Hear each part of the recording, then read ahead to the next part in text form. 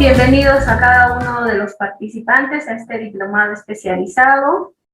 Y bien, en esta sesión vamos a abordar algunos aspectos generales en la legislación del COVID en el marco de la emergencia sanitaria, pero antes de ello hablaremos sobre la importancia y delimitación del contrato del derecho del trabajo y algunos aspectos de la informalidad.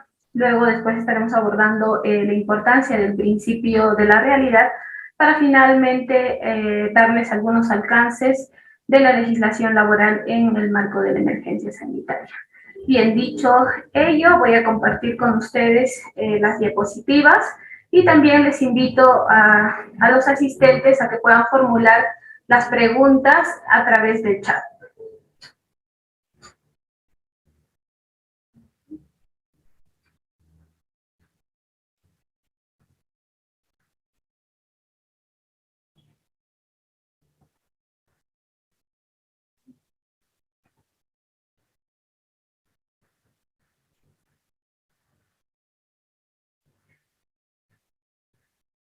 Bien, el tema que se nos han asignado para esta sesión es la situación actual de la legislación laboral como consecuencia de la pandemia.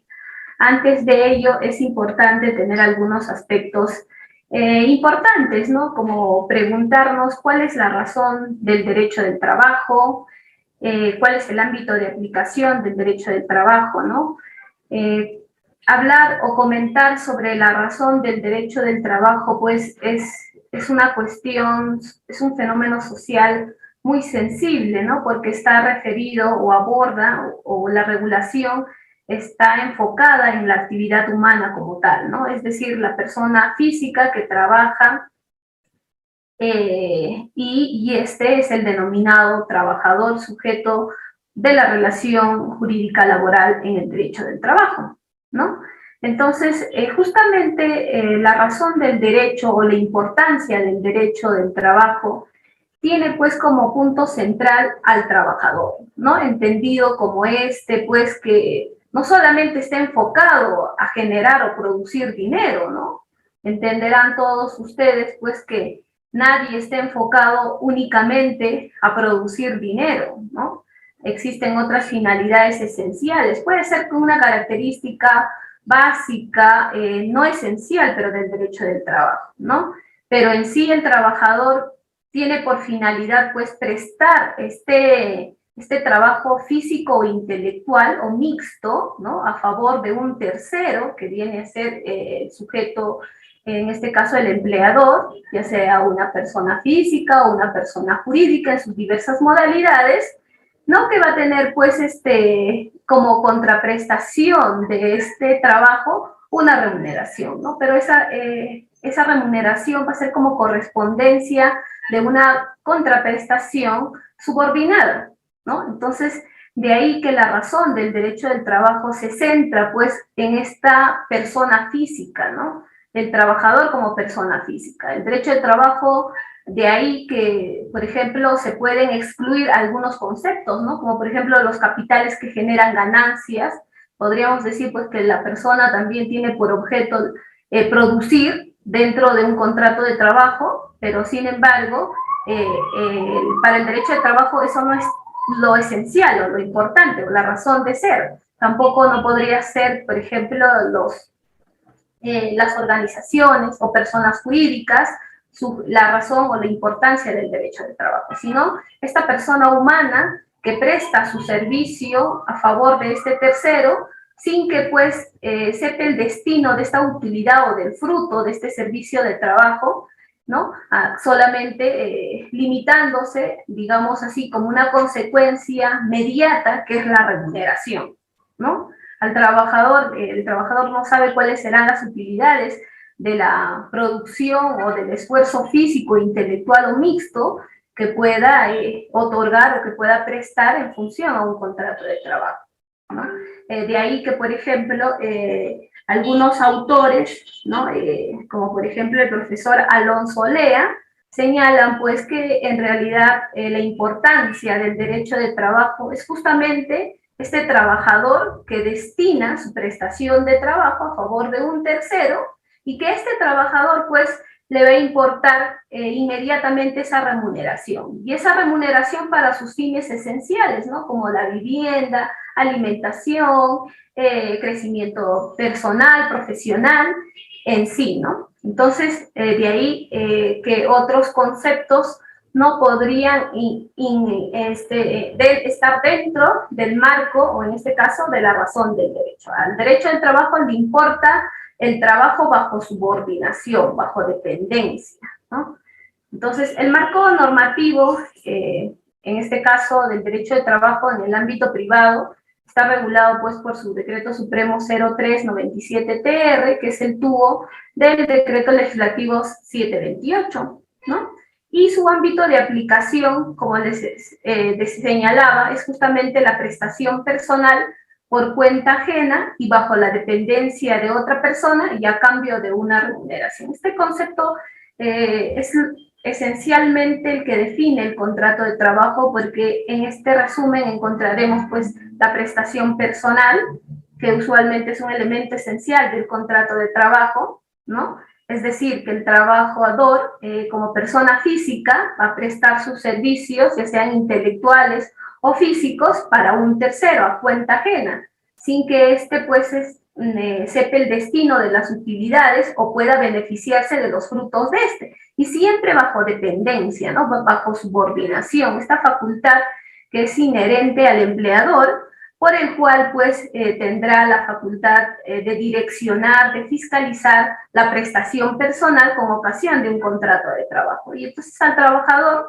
le importará, ¿no? Al dar su trabajo bajo subordinación por cuenta ajena, le importará percibir la remuneración para los fines que ya hemos señalado. De ahí la cuestión sensible del derecho del trabajo, ¿no? El trabajo humano, la importancia del derecho del trabajo. Y su ámbito de aplicación está pues justamente en el contrato de trabajo, ¿no? Quedan excluidos de este ámbito de aplicación, por ejemplo, los contratos civiles, los contratos de otra naturaleza, salvo, ¿no? Que si ya estaríamos en ámbitos o supuestos de simulación o fraude a la norma, ¿no? Es decir, que se hayan encubierto una relación jurídicamente de naturaleza laboral, ¿no? Mediante un contrato de naturaleza civil, ya sea SNP, locación de servicios, ¿no? Entonces, el ámbito de aplicación es justamente el contrato de trabajo. Y dentro de esta relación jurídica laboral, vamos a encontrar a dos sujetos importantes de esta relación, ¿no? Que por una parte está el empleador, y de la otra encontramos pues el empleador, ¿no? El empleador, que puede ser también una persona física, el dueño de un negocio, por ejemplo, también pueden ser sujetos colectivos, un condominio que contrata a un personal de seguridad o de limpieza o de mantenimiento, y también pues tendremos sujetos colectivos que pueden ser personas jurídicas o sujetos de derecho, asociaciones, también están las sociedades de hecho irregulares, y otro conjunto pues también de personas físicas, ¿no? En este caso, en este último caso, pueden ser los condominios o algunas asociaciones que tienen pues una finalidad propia, ¿no? Entonces, también pueden tener el papel en este caso de empleadores. Bien, hablar sobre la informalidad laboral es una cuestión también que es característico en los países latinoamericanos, ¿no? Principalmente en nuestro país, por ejemplo, tenemos algunos informes del Instituto Nacional de Estadística e Informática, ¿no? En el informe del año 2020 se hace pues un informe de la base del 2007 al 2020, y en esta se hace un informe de dos cuestiones importantes, ¿no? Primero está el sector informal tributario, es decir, aquel grupo de producción que no tributa o que no está registrado como tal para efectos tributarios, y el otro aspecto que también comprende el empleo informal, ¿no? El empleo informal estarán comprendidos pues todos aquellos trabajadores que no perciben pues los beneficios sociales que le corresponden en el marco del régimen de la 728, que pueda dar origen a un contrato a plazo indeterminado o un contrato moral, ¿no? Entonces, Según, por ejemplo, este informe tan importante, nos dice que el sector informal está conformado por más de 6.439.000 unidades productivas, ¿no? Es decir, lo que significa, ¿no?, que 3 de cada 4 trabajadores del PEA ocupadas se desempeñan en un empleo informal, ¿no? Entonces, esta cuestión, pues, ha sido también materia de ocupación por parte de la OIT, así como también por otras instituciones que, que tratan de establecer, por ejemplo, en el caso de la OIT, establecer políticas tendientes, ¿no?, en este caso, a fomentar la formalidad de este sector que preocupa tanto, ¿no?, donde estos trabajadores usualmente, pues, no solamente se limitan de percibir un beneficio social que les corresponde, ¿no?, la compensación por tiempo de servicios, gratificaciones, ¿no?, y luego también el aspecto de la seguridad social, ¿no?, es decir, una pensión más adelante cuando este trabajador activo pasa ya a la situación de pasivo, ¿no? En aquel momento pues va a necesitar de un ingreso para hacer frente a esa necesidad para la subsistencia, porque ya no va a tener la misma capacidad de fuerza de trabajo y tampoco no va a estar en la condición para ingresar al mercado laboral, ¿no? Entonces, en realidad la informalidad laboral en nuestro país es preocupante, ¿no? Y también, pues, justamente frente a esta situación, tenemos algunos principios que tienen mucha importancia, ¿no? Y que justamente estos han jugado un rol importante ya en los casos judiciales, ¿no? Cuando, por ejemplo, trabajadores que han estado sujetos a un contrato de naturaleza civil han recurrido al Poder Judicial para la declaración justamente de una relación jurídica laboral y consecuentemente el pago de los beneficios sociales que le correspondían, ¿no? Entonces, este principio de primacía de la realidad es como decir el principio máximo del derecho del trabajo y que pues tiene por finalidad justamente, ¿no?, descubrir la verdad de los hechos en que se haya ocurrido, es decir, qué es lo que ha ocurrido en aquel momento, si en realidad este trabajador estaba sujeto a un contrato de naturaleza civil o por el contrario, ¿no?, se trataría de un contrato de trabajo donde por ejemplo, las labores hayan sido de naturaleza permanente, donde ha habido dependencia, control, dirección y fiscalización del contrato de trabajo, ¿no? Entonces, este principio de primacía de la realidad frente a esta casuística y los jueces recurren muchas veces a este principio cuando se dan conflictos de esa naturaleza, es decir, cuando se cuestiona la invalidez de esos contratos de naturaleza civil, se recurre al principio de primacía de la realidad, ¿no? Porque hay que entender, pues, que de acuerdo al título preliminar del Código Procesal Civil, todo acto jurídico que contraviene las normas del ordenamiento jurídico son nulos, ¿no? Usualmente en los contratos de naturaleza civil, cuando se demuestra, pues ya dentro del proceso, en la actuación probatoria, ¿no?, que en realidad, pues, el trabajador estaba sujeto a un horario, tenía memorándums, digamos, fiscalización del trabajo, entonces, pues, vamos a tener indicios de rasgos de laboralidad en algunos casos. En algunos casos va a ser muy evidente y notorio cuando la naturaleza es ya, pues, las funciones son de naturaleza permanente, ¿no? Entonces ahí, por ejemplo, ya la cuestión va a ser un poco más fácil y entonces justamente el juez ya al momento de resolver, ¿no?, la litis sometida a su jurisdicción, pues recurrirá a este principio de la primacía de la realidad. ¿Qué significa este principio de primacía de la realidad? Muchos autores, bueno, la doctrina es uniforme en señalar, pues, que se da como un tema de primacía o de ponderancia, ¿no?, de la realidad, es decir, hay que prevalecer lo que ha sucedido en los hechos, lo que habría ocurrido en realidad, en relación con lo que señalan los documentos, ¿no? Este principio, como podrán ver, o sea, tiene por finalidad buscar averiguar la verdad material de lo que haya ocurrido en los hechos, ¿no? Si efectivamente este trabajador, es decir, ¿no?, si estaba sujeto a dependencia, pero no solamente eso, ¿no? Habrá pues que analizar estos otros 3 presupuestos que señalamos del contrato de trabajo, es decir, que haya concurrido una prestación personal, ¿no? Y asimismo también el elemento de la subordinación y la remuneración. Entonces no va a bastar tal vez la concurrencia de un solo elemento, sino habrá que analizar la concurrencia de estos tres elementos, pero también habrán casos en los cuales pues tal vez hay zonas que son muy complejas, ¿no? Difíciles de determinar, por ejemplo, en los trabajos sujetos a no fiscalización o los trabajadores que hacen trabajos de campo, ¿no?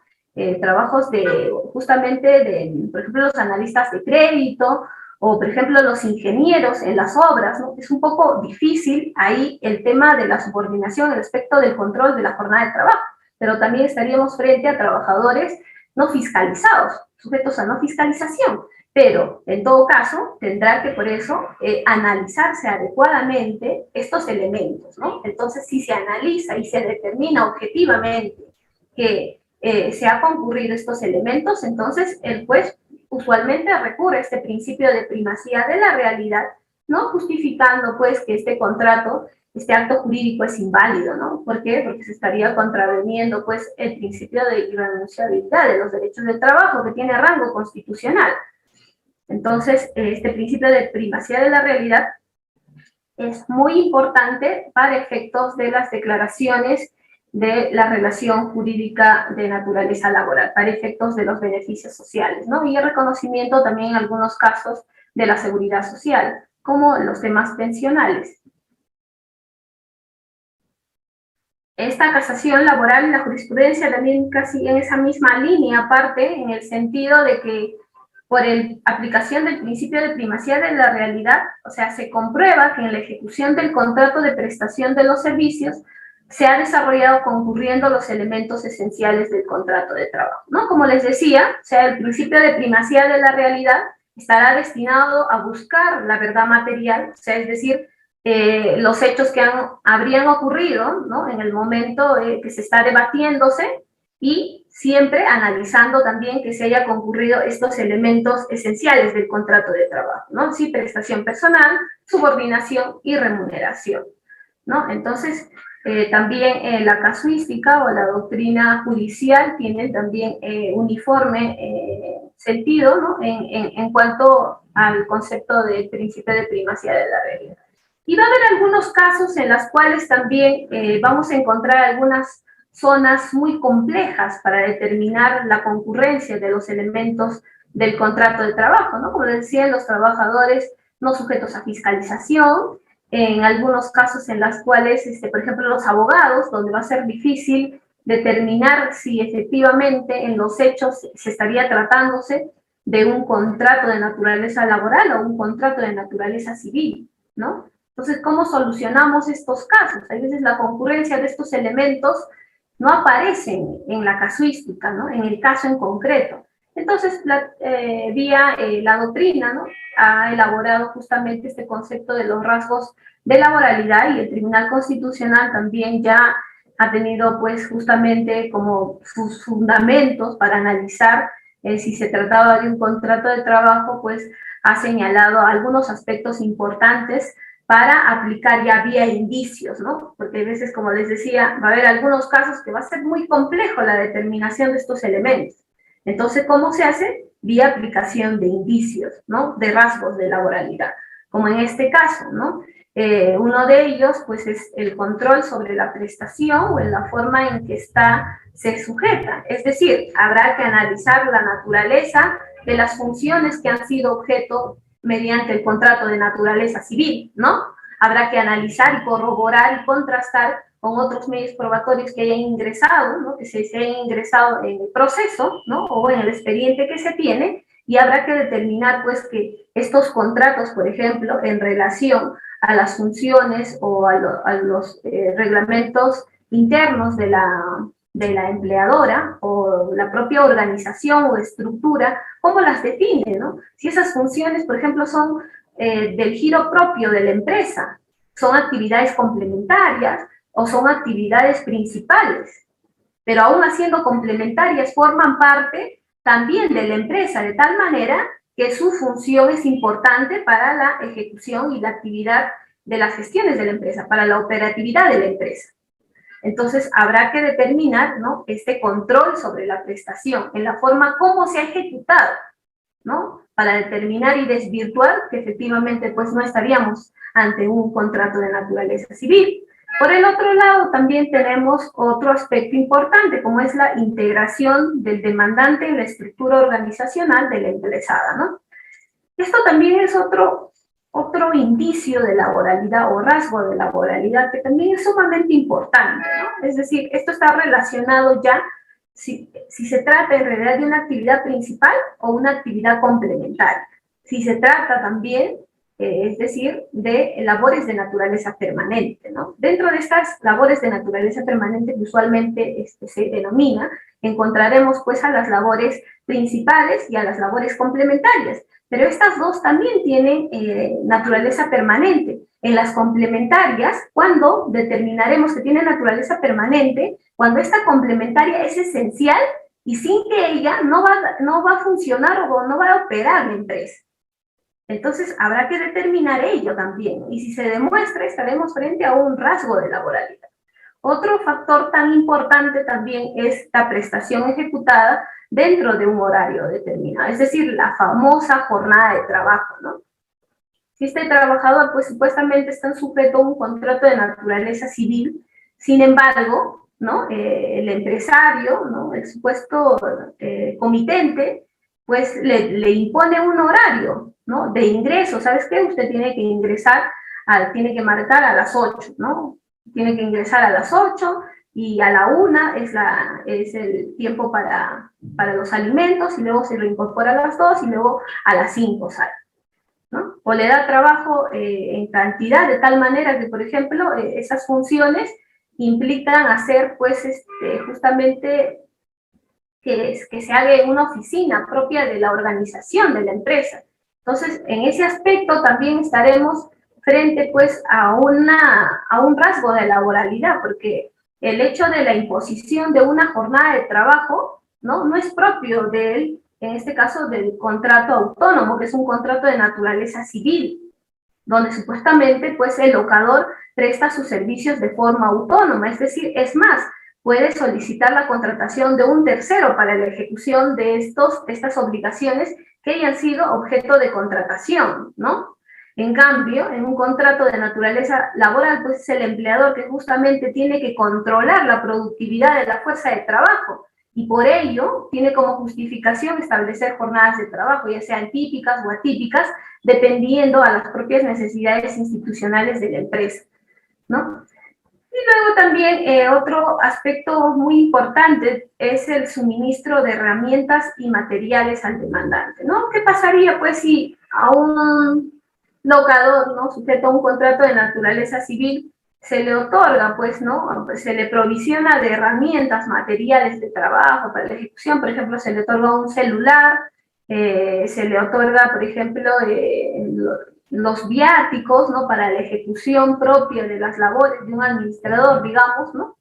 Entonces ya pues no vamos a estar frente a un contrato de naturaleza civil, ¿no?, sino estaremos frente a un contrato laboral por el mismo hecho de la subordinación, ¿no?, porque esta fuerza de trabajo, esta prestación personal está siendo fiscalizada y en este caso organizada por el empleador, ¿no? Y otro aspecto también importante es el pago de la remuneración al demandante. Usualmente en los contratos de naturaleza civil se pactan, pues, pagos trimestrales, ¿no?, la famosa retribución, ¿no?, en los contratos de naturaleza civil.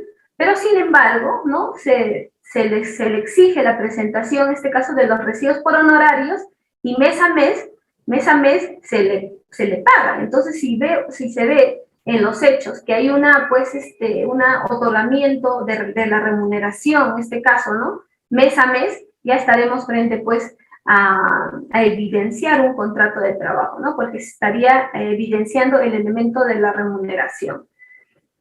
Y otro aspecto también muy importante que señala el Tribunal Constitucional es el reconocimiento de derechos laborales, tales como las vacaciones anuales, las gratificaciones y los descuentos para los sistemas de pensiones. En estos casos ya estaremos, si se da esta situación, ya podríamos determinar objetivamente que se trata de un contrato de trabajo, ¿no? porque no se podría entender como un acto liberal o unilateral en este caso del empleador, ¿no? Porque el reconocimiento de derechos laborales pues ya implica el reconocimiento tácito de una relación de naturaleza laboral.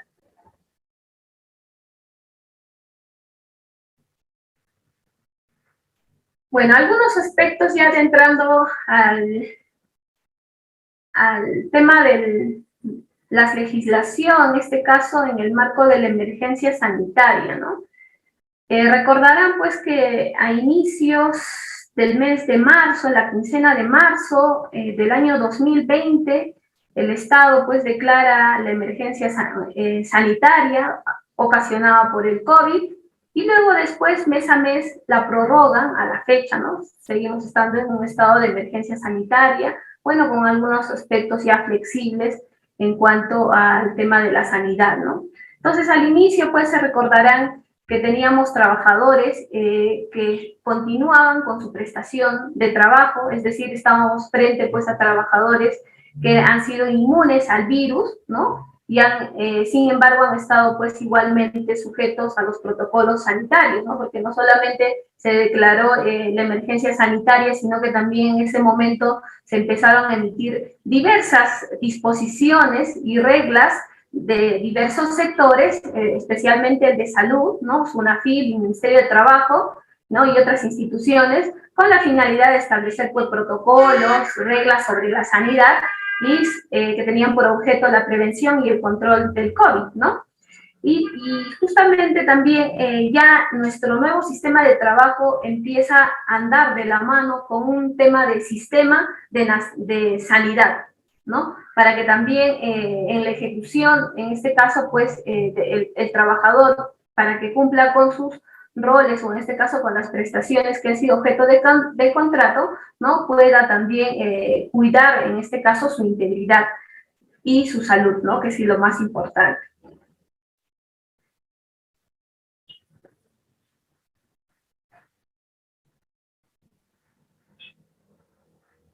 Y luego justo en el marco de la emergencia sanitaria también aparece esta modalidad del famoso trabajo en modo remoto, ¿no? Y este trabajo en modo remoto pues implicaba ejecutar, en este caso, las labores, ¿no? En el lugar del aislamiento que era, ¿no? En su momento. Entonces, justamente con esta tendencia del trabajo remoto, se dan nuevas situaciones en las cuales el trabajador tenía que adaptarse, ¿no? El tema de la digitalidad. Empezamos a abordar temas, por ejemplo, por otras instituciones sobre el gobierno digital, ¿no?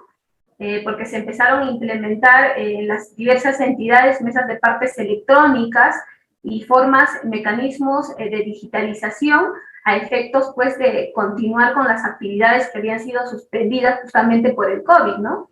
Entonces teníamos jornadas extensas e intensas que uno no sabía en realidad a qué hora ingresaba y a qué hora terminaba la jornada de trabajo, ¿no? Se recordarán pues y a veces los empleadores también había muchas quejas por parte de los trabajadores que justamente en el horario de refrigerio los empleadores llamaban, ¿no? Y no solamente en el refrigerio, sino fuera de las jornadas de trabajo, es decir, las 8 horas.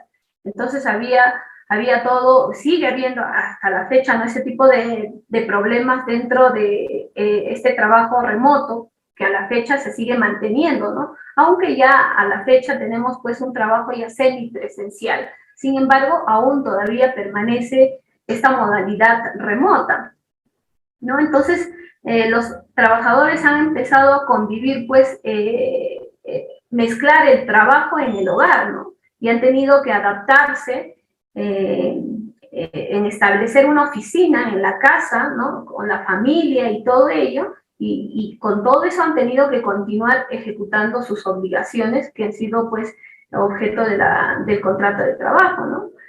Y luego también teníamos otros, y seguimos teniendo otros inconvenientes dentro de la relación jurídica laboral, como es el tema de la desconexión digital.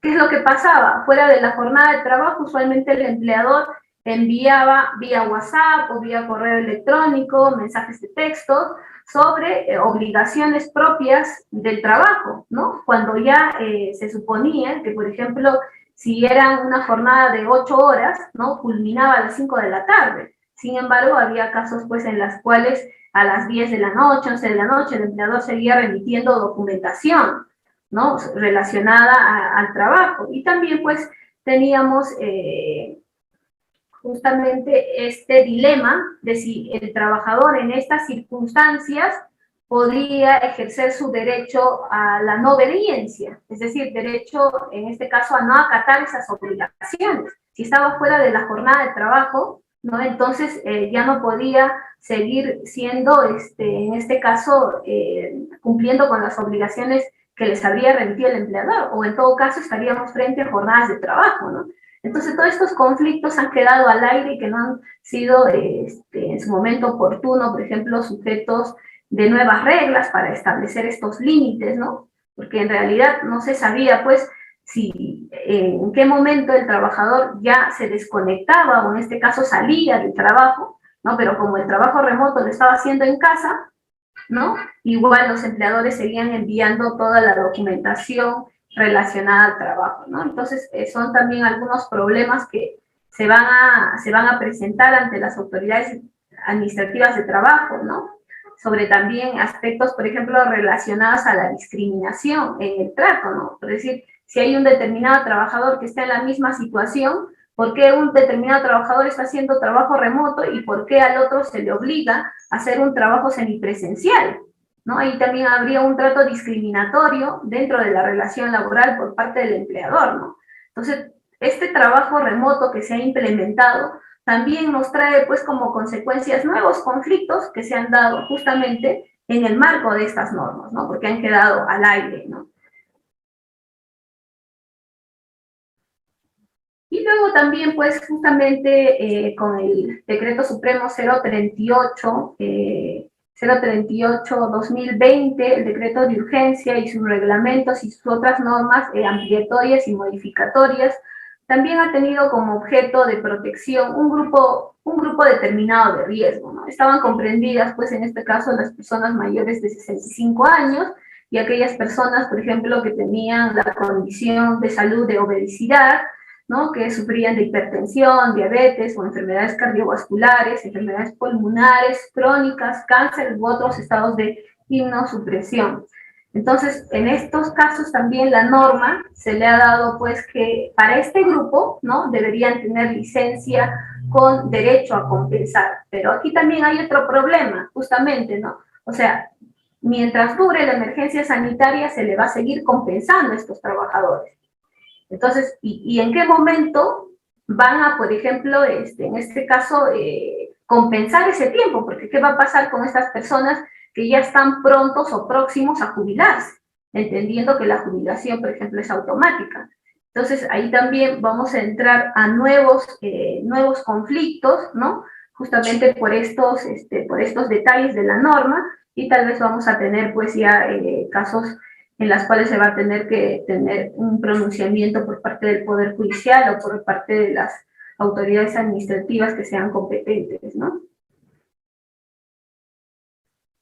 Y también recordaremos, pues, que el famoso decreto de urgencia 038-2020, ¿no? Establece justamente la suspensión perfecta, justamente como un mecanismo paliativo para hacerle frente, pues, a esta paralización de determinadas actividades que han quedado suspendidas justamente por la emergencia sanitaria, ¿no?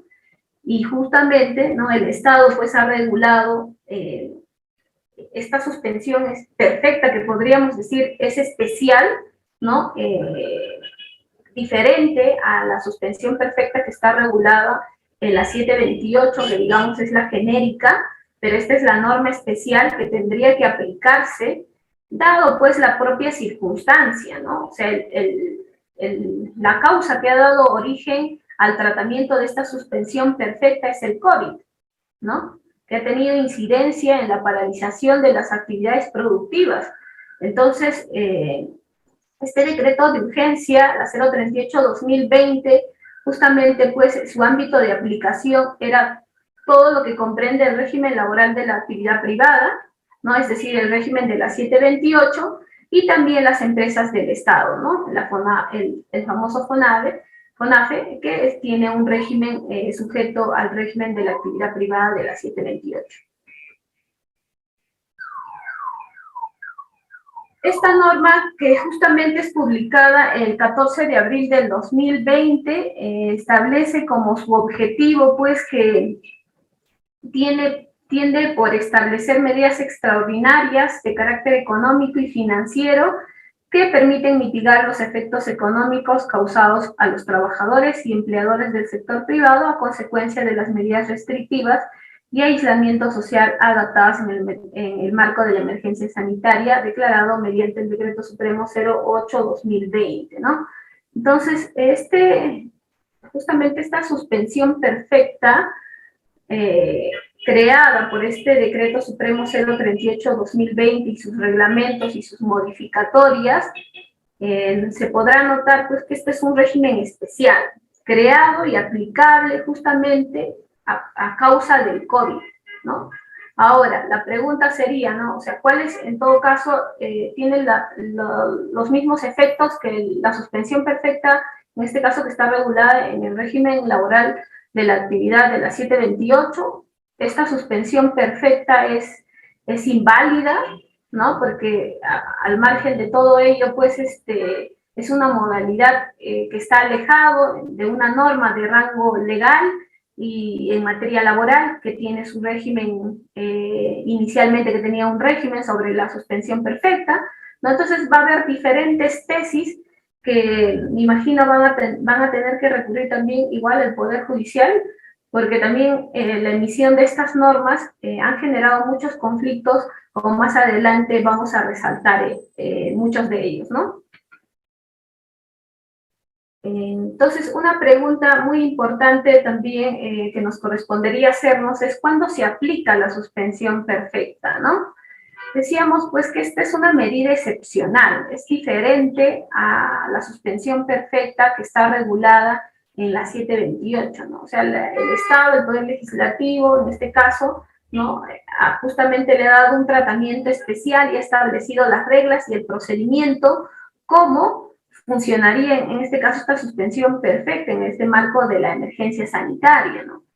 Y también me imagino, pues, por lo pronto que se ha tenido esta eventualidad de la pandemia, también se han establecido disposiciones en materia laboral que han sido muy apresuradas y que también en alguna parte no se han regulado otros aspectos que tenían impacto justamente o que eran contrarias a algunas situaciones jurídicas ya hablando de derechos, de normas legales, ¿no? Que han sido contradictorias, como el caso, por ejemplo, de la desconexión digital, ¿no? O sea, que el empleador enviaba sin respetar la jornada de refrigerio y la salida, el término de la jornada de trabajo, ¿no? Y ahí también surgía, pues, el derecho a no obedecer. Por ejemplo, en los casos en los cuales el empresario había iniciado sus operaciones, pero había unos trabajadores que tenían en la casa, pues, personas mayores, ¿no? Y que implicaban un riesgo el hecho de que tal vez puedan seguir con la ejecución de sus contratos de trabajo. Entonces, ha habido algunos aspectos que también no han sido en su momento materia de, en este caso, de regulación, ¿no? Pero, sin embargo, se ha dado, pues, esta suerte de una suspensión perfecta excepcional justamente en el marco de esta emergencia sanitaria, ¿no? Y hablar de suspensión perfecta tiene los mismos alcances que la regulada por la 728, ¿no? O sea, por la suspensión perfecta, pues el empleador no pagará, en este caso, la remuneración y los beneficios sociales, ¿no? Y el trabajador tampoco no está obligado, en este caso, a otorgar, en este caso, su prestación personal de servicios, ¿no? Pero el detalle aquí importante es que no se extingue el vínculo laboral, o sea, no se podría entender que como consecuencia de la aplicación de la suspensión perfecta, es decir, que ya se dé por extinguido el vínculo laboral, ¿no? Ha habido algunos trabajadores que también han concurrido a oficinas o a estudios también por este mismo detalle, ¿no? O sea, estaban preocupados que si la suspensión perfecta implicaba la desvinculación, pero con motivo justamente justamente de la aplicación de esta suspensión perfecta en este marco de la emergencia sanitaria, los empleadores, pues, fraudulentamente, lastimosamente, han tenido como ocasión para desvincularlos a los trabajadores, ¿no? Esa ha sido una de las, de los motivos, ¿no? Antes de incluso irse, en este caso, por un procedimiento de la aplicación de la suspensión perfecta, como más adelante vamos a ver, ¿no? Porque esta modalidad de suspensión perfecta no era, pues, la aplicación inmediata como medida, es decir, que estamos frente a la emergencia sanitaria, la empresa está paralizada y aplicamos la suspensión perfecta mecánicamente, sino que este decreto de urgencia, la 038, establece otras reglas previas, antes de la aplicación de la suspensión perfecta, ¿no? Es así que, por ejemplo, esta norma señalaba, ¿no?, que en caso que no pueda implementarse el trabajo remoto, ¿no?, o esto era así por las propias actividades de la empresa, o aplicarse la licencia con goce de haber, por la naturaleza de sus actividades o por el nivel de afectación económica que tienen al 15 de abril del 2020, pueden adoptar las medidas que resulten necesarias a fin de mantener la vigencia del vínculo laboral y la percepción de remuneración. O sea, esta norma ha hecho hincapié en que previamente se debe aplicar cualquier modalidad alterna a la suspensión perfecta en la medida que mantener el vínculo vigente del contrato de trabajo. Y el otro era justamente la percepción de remuneraciones, ¿no? Y por eso les digo que esta suspensión perfecta es muy especial. Entonces no se podría también en este caso recurrirse a la suspensión perfecta regulada por la 728 porque tendríamos que previamente analizar cuál ha sido la causa. Pero esta norma especial es justamente que regula el tratamiento del COVID y sus efectos, ¿no? Entonces, el empleador, pues, no era fácil que optara por la suspensión perfecta, sino que con este decreto de urgencia se habían establecido otras medidas previas a la aplicación de esta suspensión perfecta, lo que señalaba, ¿no?, el privilegio del acuerdo con los trabajadores. Y también se habla, esta norma hace referencia al respeto de los derechos fundamentales y la libertad sindical y la proscripción de la discriminación del trabajo, lo que les decía. O sea, un trabajador, por ejemplo, está haciendo trabajo remoto, pero a un trabajador se le envía a hacer trabajo presencial. ¿Cuál sería en este caso la justificación objetiva que se tiene un trabajador haciendo trabajo remoto, que hace las mismas funciones y al otro lo han mandado a hacer este trabajo, en este caso, remoto, ¿no? O presencial. Entonces, ahí también va a haber cuestiones de discriminación que también tal vez van a tener motivos, pues, para recurrir al Poder Judicial. ¿Y qué decía, pues, cuáles eran estas medidas previas para la aplicación de la suspensión perfecta, ¿no? Una de ellas era, por ejemplo, otorgar las vacaciones vencidas, es decir, que si el empleador, pues, mantenía en su planilla trabajadores que estaban pronto a otorgarse las vacaciones, a que se venzan, ¿no? Si ya se había cumplido el récord laboral, ¿no?, para que ya se les otorgue, en este caso, el descanso físico de los trabajadores, ¿no?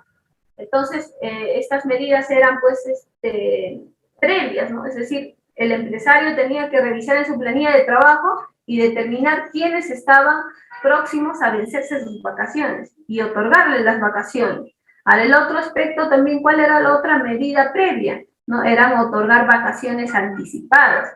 Y estas vacaciones anticipadas, pues, eran en el caso de que, aun cuando no cumplieran con el récord vacacional, pero esta norma especial permitía al empleador adelantarle las vacaciones a cuenta del periodo vacacional que se esté generando a futuro. Aquí también hubo otro tipo de controversias, ¿no?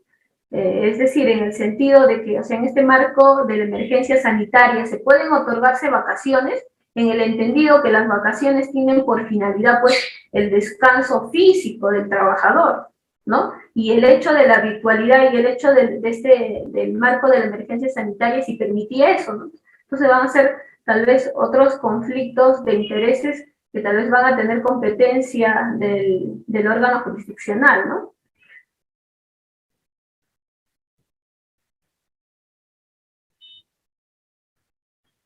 Y otra medida también alterna, previa, antes de aplicarse la suspensión perfecta, era la reducción de la jornada diaria o semanal. ¿Cómo se entendía esto? ¿No? Implicaba pues que el trabajador, en este caso, ¿no?, juntamente con el empleador, llegar en un acuerdo, ¿no?, de tal manera que se pueda reducir la jornada de trabajo, es decir, si eran 8 horas diarias, pudieron haberse acordado tal vez entre unos 5, 6, 7, ¿no? 7 horas, de tal manera que también, en este caso, el empresario también no soporte la carga económica de sobrecosto que le ha generado por la paralización o por el impacto justamente y las medidas sanitarias y los protocolos que se ha dado en el marco de emergencia sanitaria, ¿no? Entonces, pero el detalle acá y la importancia también de esta norma, y que tal vez muchas empresas han incurrido en error, ha sido pues el hecho de que estas medidas alternas, las que hemos señalado, tenían que ser de forma consensuada. Eso es lo que dice la norma. Tenían que ser de forma consensuada. Y también debió contenerse, en este caso, en un documento, ¿no? Es decir, estos acuerdos debían estar sujetos, en este caso, contenidos en un acuerdo, en un convenio, ¿no? De tal manera que se pueda justamente pues acreditar ello. Y también implicaba pues la forma consensuada para arribar a esos acuerdos, ¿no? Entonces, esta norma también señalaba que esta reducción de la jornada diaria debe sujetarse a algunos criterios, que era el criterio de valor hora, definido por el texto único del decreto legislativo 854. Por ejemplo, ¿qué implicaba ello? ¿No? Si se adaptaba por esta modalidad, implicaba pues que en este caso, si el trabajador ganaba 30 soles, ¿no?, digamos, por ejemplo, 30 soles al día, ¿no? ¿Qué significa el criterio de valor por hora? Significa dividirlo, ¿no? Esta remuneración, en este caso, este valor día por la remuneración diaria entre la jornada de trabajo, ¿no? Es decir, si se va a fijar en 6, dividirlo entre 6 horas, ¿no? Y así se tiene el criterio de valor por hora. Entonces se pudo en sí reducirse la jornada de trabajo, pero debió en este caso participar, si se trataba de una empresa, digamos que tenía un sindicato, por ejemplo, necesariamente tuvo que acordarse y convocar y ponerse de acuerdo con este caso con el sindicato, ¿no? Entonces, la norma también ha establecido pues otras medidas reguladas por el marco legal vigente, ¿no? Como por decir, podría ser la reducción de la remuneración. También se pudo haber acortado, pero en este caso tiene que tener participación el sindicato, o en el caso de que no tengan un sindicato, el representante de los trabajadores, de tal manera de que la aplicación en este caso, de la suspensión perfecta sea válida, ¿no? Entonces, eso importaba estas medidas alternativas, o sea, demasiada participación de la libertad sindical, es decir, trato con el sindicato, o si no hay sindicato, con los representantes de los trabajadores, para poder llegar a un acuerdo respecto a estas alternativas, ¿no?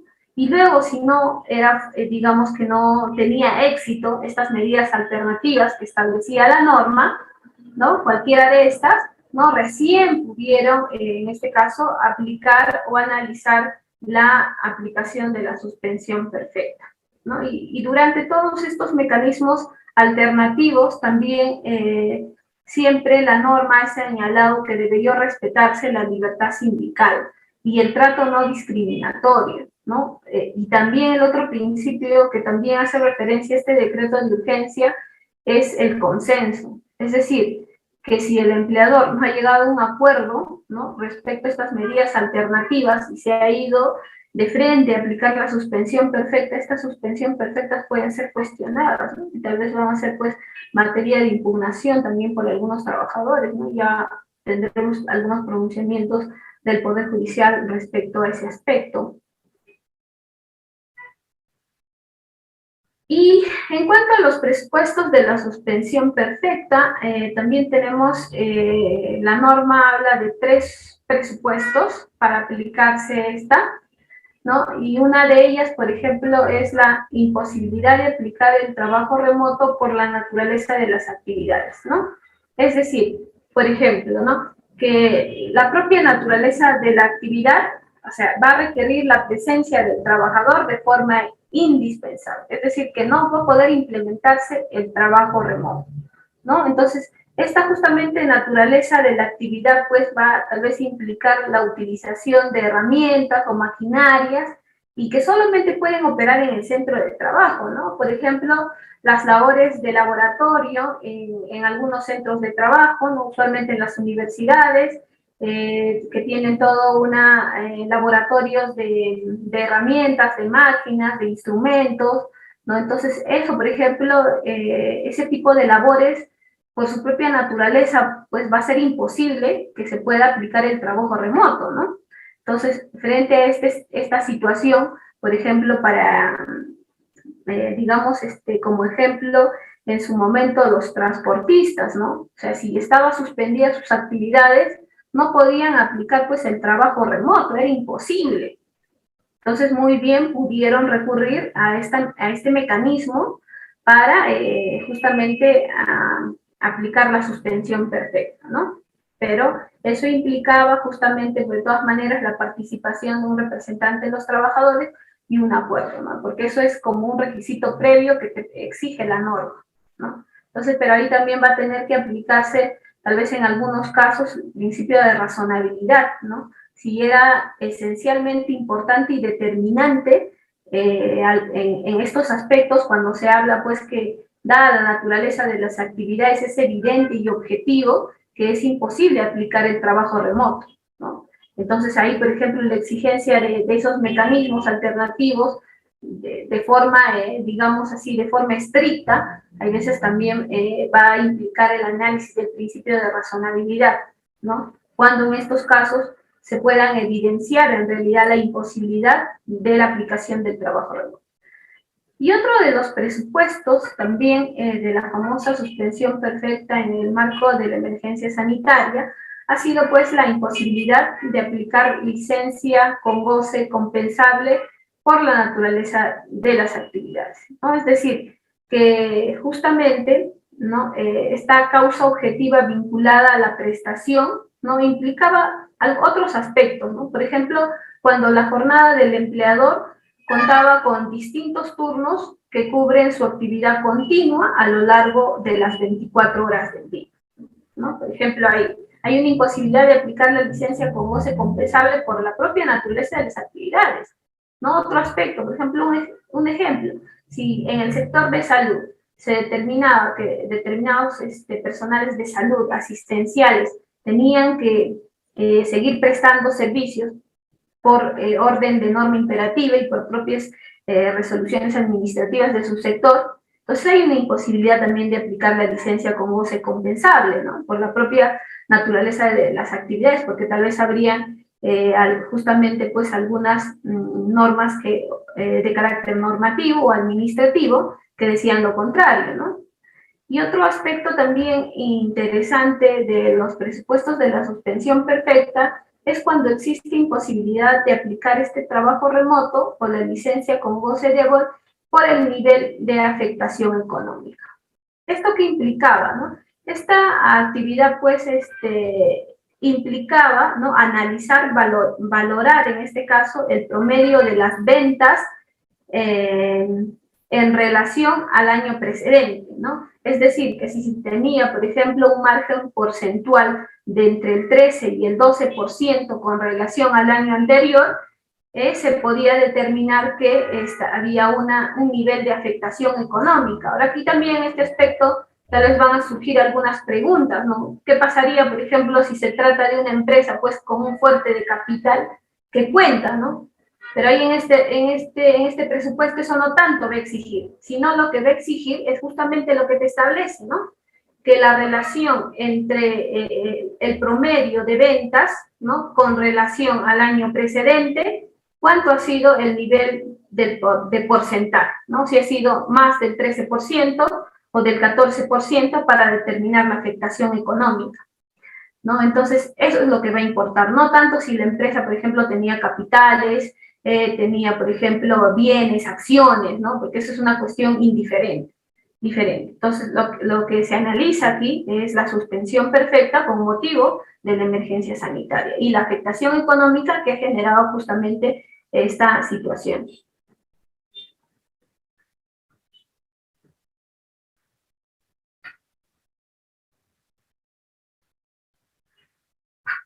Y también esta legislación justamente hacía hincapié pues que antes de aplicar justamente la suspensión perfecta, ¿no?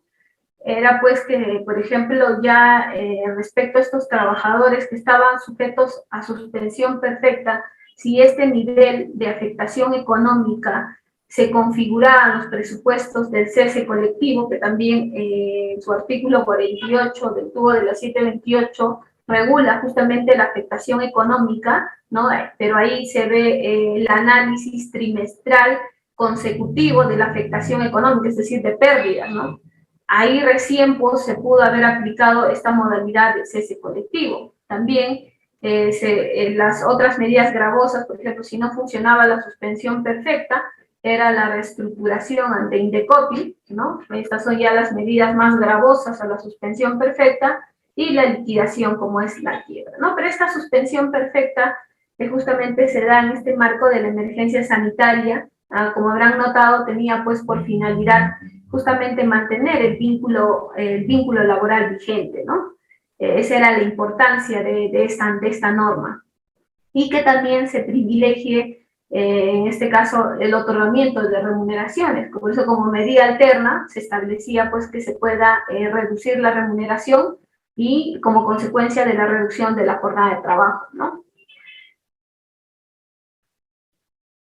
Y el procedimiento, pues, usualmente es una cuestión ya administrativa, ¿no? Muy sencilla, sujeto a silencio administrativo positivo en el caso de que la autoridad administrativa del trabajo, pues, no tenga un pronunciamiento dentro de los 7 días hábiles, ¿no? Pero este procedimiento en sí se puede resumir en estos 3 aspectos, ¿no? Los más importantes, ¿no? Se decía, pues, que se podría presentar vía remota, es decir, comunicar al Ministerio del Trabajo con carácter de declaración jurada, es decir, presentar para ello tu solicitud, justamente anexando todos los medios objetivos, en este caso, ¿no? Lo que ha exigido la norma, ¿no? Las medidas alternativas, ¿no? Para la aplicación de la suspensión perfecta, porque si no se han dado estas medidas alternativas, en muchos casos por eso ha fracasado la suspensión perfecta, por no advertir, en este caso, en su contenido, en realidad el contexto de esta norma, ¿no? Y luego después este procedimiento, pues como también está sujeto a lo que es el régimen general de la ley 2744, está sujeta pues al principio de control posterior, ¿no? Lo que significaba que en un plazo no mayor de 30 días hábiles de presentada la comunicación, en este caso la autoridad administrativa del trabajo tenía la competencia, ¿no? En función a este principio de verificar y corroborar. Es decir, pudo haberse constituido y pudo solicitar como actuaciones tendientes a presentar medios probatorios, documentos, ¿no? Para verificar justamente que se habría dado cumplimiento a este decreto de urgencia 038. Entonces, muchas de las empresas, y he tenido también la oportunidad de revisar estos expedientes, no se ha dado la situación de estas medidas alternas. Entonces, las suspensiones perfectas han tenido que declararse en su oportunidad improcedentes, ¿no? O infundadas, dependiendo de cada caso en concreto en sí. Entonces, como les decía, luego después de presentada las solicitudes, la suspensión perfecta, ¿no? La norma establecía pues que dentro de los 7 días se emitiera una resolución, o sino que también estaba sujeto a silencio administrativo positivo, ¿no? Lo que significa que si no se emitía una resolución administrativa, se daba por aceptada la suspensión perfecta, ¿no? Pero eso no significaba pues justamente para evitar situaciones de fraude, que en este caso la administración, en aplicación de este principio de control posterior, pudo verificar los hechos que hayan sido en este caso sujeto que hayan estado sujetos o que estén relacionados con la suspensión perfecta, ¿no? Y sobre todo sobre los trabajadores, en este caso, afectados, porque ha habido casos en los cuales en la solicitud de suspensión perfecta también en la lista se incluía a trabajadores que estaban o formaban parte del grupo de riesgo, ¿no? Entonces, por ahí también respecto a esos extremos, justamente la Autoridad Administrativa de Trabajo ha tenido que solicitar esa verificación de esa documentación y declararles improcedente en ese extremo, ¿no? Y también el otro aspecto que les decía, ¿no? Que la norma establece mecanismos previos. No se puede aplicar a rajatabla la suspensión perfecta con motivo de la emergencia sanitaria y los reglamentos de sanidad y todos sus protocolos.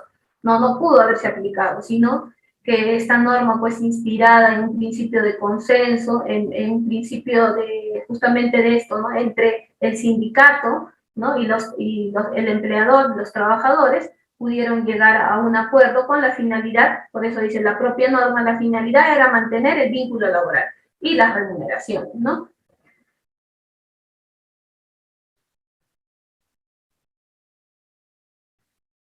Y otro aspecto que también hay una cuestión muy interesante que este decreto de urgencia 038 hace referencia es la cuestión de fraude, ¿no?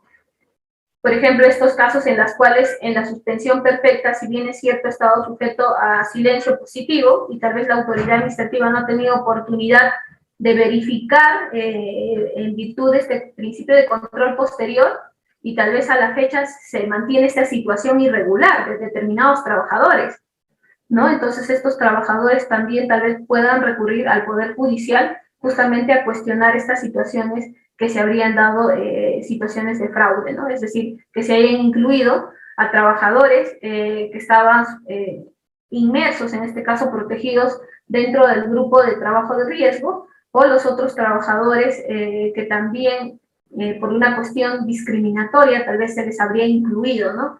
Y el otro aspecto también importante que tal vez va a ser materia de discusión más adelante, va a ser justamente el hecho de que no se haya recurrido adecuadamente a, a estos mecanismos alternativos, ¿no? Eso va a ser lo más importante y trascendente, porque el empleador va a tener que contar con documentación objetiva, justamente de que demuestre el acuerdo y las invitaciones que ha, en este caso, que ha elaborado como política para salvaguardar la vigencia de los contratos de trabajo y las remuneraciones, ¿no? Entonces, eso también más adelante vamos a tener pronunciamientos de esa naturaleza, ¿no? Entonces, y el otro aspecto también importante justamente de esta norma era el nivel de afectación o proteger la libertad sindical, ¿no? Es decir, que en la aplicación de esta suspensión perfecta, por ejemplo, no se le haya participado al sindicato y de forma unilateral, por ejemplo, solamente se ha puesto conocimiento del trabajador mediante un correo electrónico, tal vez un mensaje WhatsApp, pero nunca tal vez han tenido bien a pronunciarse respecto tal vez a un reclamo, una respuesta de estos trabajadores que tal vez han establecido otros mecanismos de solución, ¿no?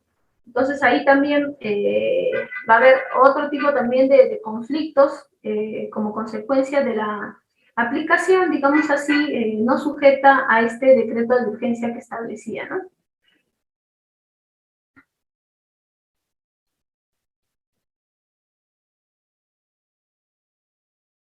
Y otras medidas que también se estableció en aquel entonces era pues de que el empleador tenía en este caso la obligación de identificar y priorizar a los trabajadores considerados en el grupo de riesgo por edad y factores clínicos, ¿no? De acuerdo con la documentación técnica, que en este caso la última y la reciente es la resolución ministerial 139-2020, modificatorias, ¿no?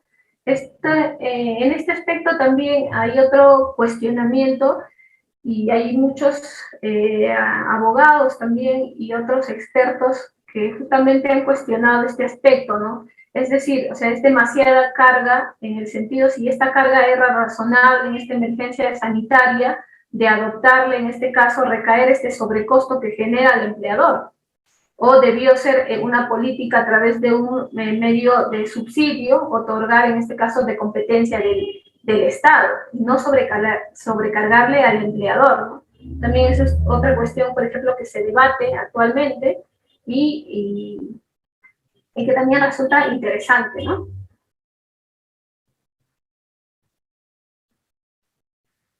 Y en materia de seguridad, en este caso de salud, ¿no? De salud en el trabajo, ¿no? Las normas en aquel entonces y que están vigentes a la fecha, había establecido pues un mecanismo de la continuidad de la prestación a la cobertura de salud, es decir, de la prestación y continuidad del derecho de cobertura a favor de los trabajadores y sus derechohabientes, ¿no? En cuanto pues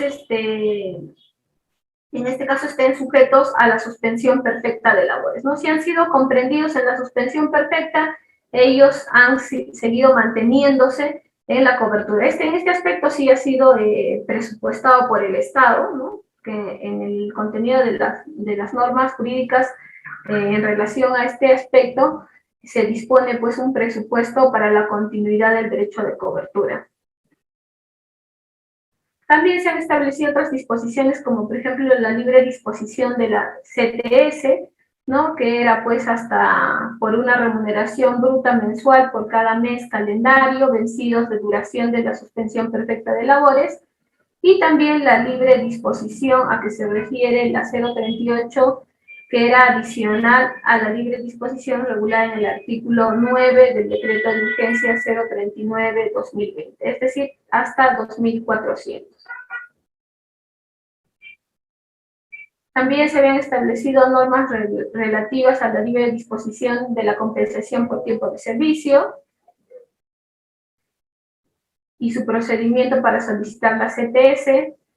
También se estableció en materia de salud, por ejemplo, que los trabajadores que estaban sujetos a una suspensión perfecta, pero acá la legislación especial era que pertenezcan al régimen laboral de la microempresa, ¿no?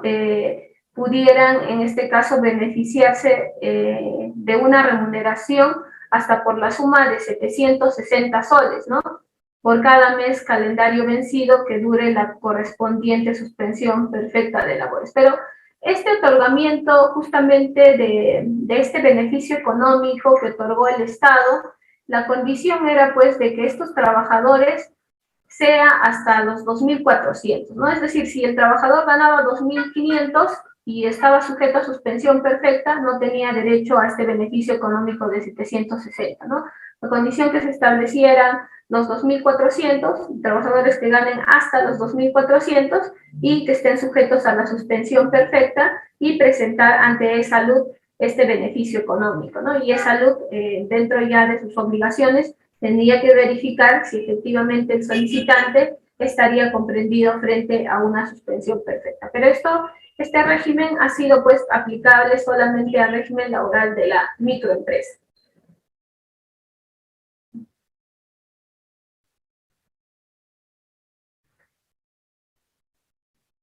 También otro aspecto en materia previsional, también se estableció que los asegurados del Sistema Nacional de Pensiones, es decir, el régimen general regulado por el decreto legislativo 19990, eran pues que hubieran aquellos trabajadores que hubieran alcanzado durante el periodo de suspensión los aportes necesarios para acceder al derecho a una pensión del Sistema Nacional de Pensiones, podrán solicitar el otorgamiento de la pensión ante la ONP. Es decir, ¿no? Si este trabajador tenía, por ejemplo, sus 19 años y 10 meses, ¿no? Y la suspensión perfecta ha sido aprobada por 4 meses, sí estaría comprendido. Entonces, con esa resolución de la suspensión perfecta, muy bien, este trabajador que ha sido afectado pudo, en este caso, personarse ante el sistema, en este caso ante la ONP, ¿no? Que es el competente en temas del régimen del Sistema Nacional de Pensiones, para el otorgamiento de una pensión que le pudiera corresponder, ¿no? Y también aquellos que ya habiendo cumplido 30 años de aporte, por ejemplo, de la pensión de jubilación adelantada, ¿no? Si, por ejemplo, tenían 19 años, igual, ¿no? 19 años y 10 meses o 8 meses y la suspensión perfecta era por 4 meses, esos 4 meses adicionales sumaban a 2 y llegaban a 30 años de aporte.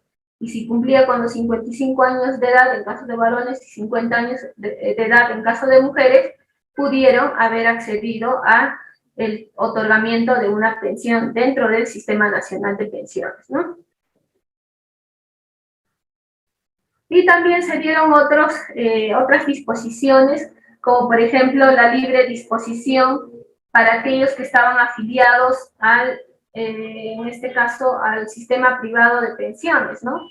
Estas disposiciones, por ejemplo, para aquellos expertos en materia previsional, ha sido muy cuestionada, ¿no?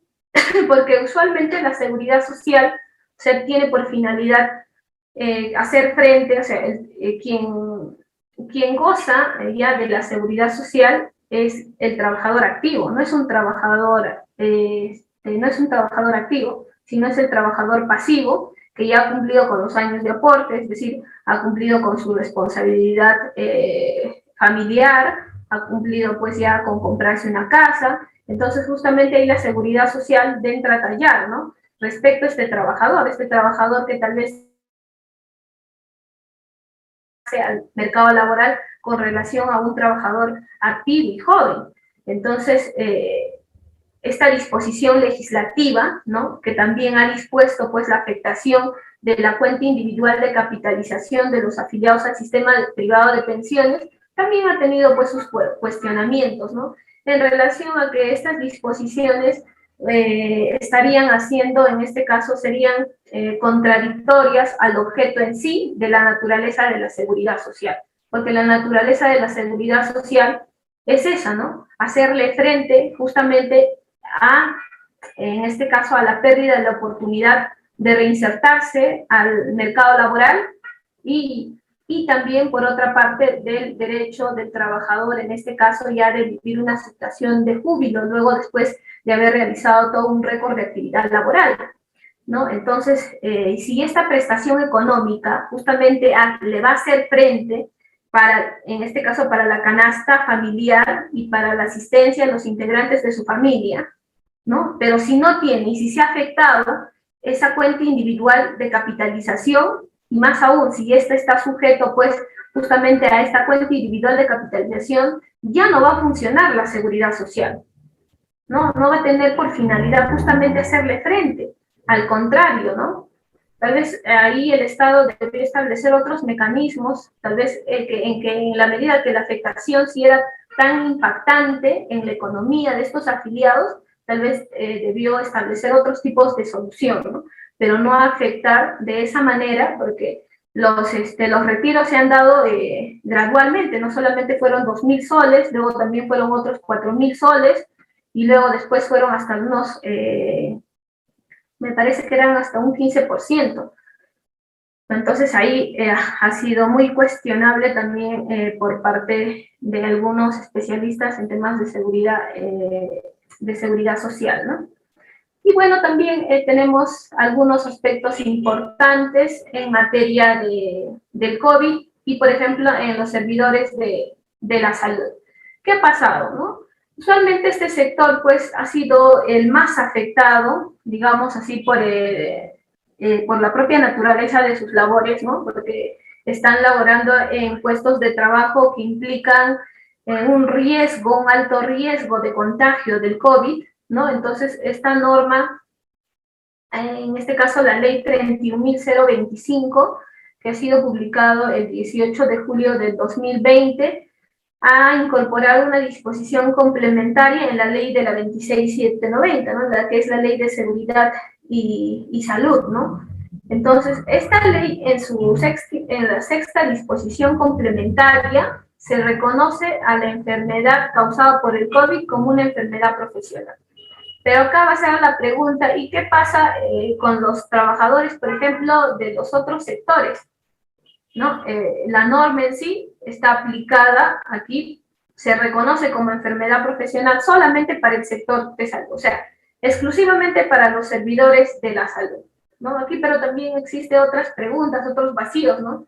Los servidores de salud, porque entendemos que hay trabajadores asistenciales, sí, médicos asistenciales que hacen labores propias de salud, y también los médicos que hacen labores administrativas, ¿no? Pero deberá ahí evaluarse justamente con las medidas, los reglamentos sanitarios que se han dado en aquel entonces, ¿no? Y en las que establecían los márgenes de nivel de contagio o de riesgo que implicaba la labor de un trabajador, ¿no? En este caso de salud, con relación a al contagio del COVID, ¿no? Entonces, ahí se tendrá que determinar también para efectos de reconocer si se trataba de una enfermedad profesional, porque es una norma especial, ¿no? En los otros casos se hablará, pues, de una enfermedad común, ¿no? Y puede también haberse dado situaciones en las cuales tal vez en realidad sí se trata, en virtud ya del principio de primacía de realidad, ya, pero ya hablando recurriendo a estos principios, tal vez va a haber casos también de indemnización de daños y perjuicios, ¿no? En los casos en los cuales un trabajador, por ejemplo, se haya contagiado del COVID dentro de las labores de sus funciones, pero va a ser una cuestión también muy complicada al momento de demostrar aquello, ¿no? Porque va a implicar tal vez de informes periciales para determinar en qué momento, porque también va a haber otro cuestionamiento, tal vez el trabajador se ha contagiado fuera, ¿no? No necesariamente en el centro de trabajo. Entonces también vamos a tener ese tipo de conflictos luego y ahora también que se está dando, ha habido muchos casos de esta naturaleza, sobre todo en el sector minero, ¿no? De trabajadores que decían que pues la enfermedad la han adquirido, se han ingresado sanos, de acuerdo a las pruebas serológicas o estas otras, las pruebas alternas, ¿no? Que habían ingresado sanos, pero ya dentro de la jornada de trabajo habían salido con un resultado positivo de COVID, ¿no? Y como consecuencia de este resultado positivo, ¿no? Se había dado pues la muerte de este trabajador. Entonces, aquí también va a ser otro aspecto ya tal vez que va a ser materia de pronunciamiento del Poder Judicial, ¿no? De determinar si en ese caso en concreto se trataría de una enfermedad profesional, ¿no? Y para ello también va a tener que recurrir pues a normas técnicas, como por ejemplo si esa actividad era de alto riesgo, si su puesto de trabajo, qué relación tenía con los contagios, para averiguar usualmente, ¿no? Cómo se podría considerar, ¿no? Porque ahí va a haber el dilema de determinar si trabajaba de una enfermedad común o de una enfermedad profesional, ¿no? Y otros aspectos que también han tenido efectos, en este caso en materia laboral, es en relación a las trabajadoras gestantes, ¿no? Que ha sido, pues, en este caso, materia de modificación por la ley 31.055, que ha sido publicada el 8 de octubre del 2020, ¿no?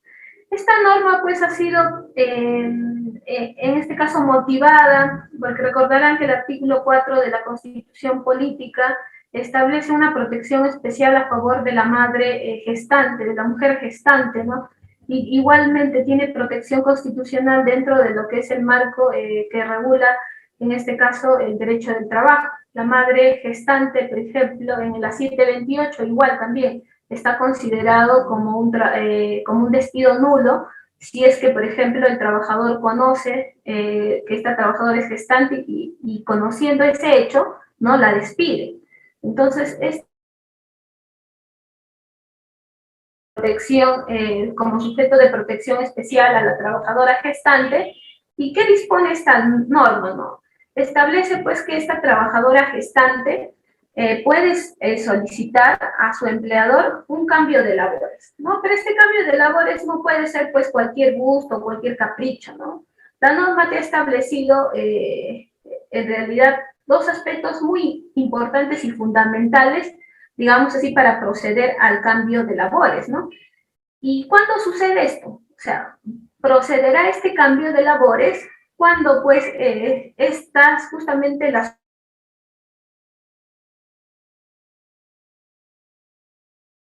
salud de la trabajadora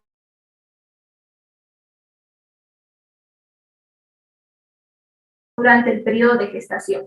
O sea, se va a dar,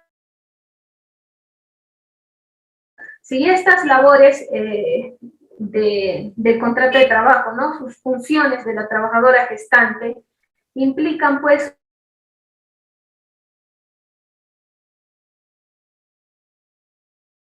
proceder,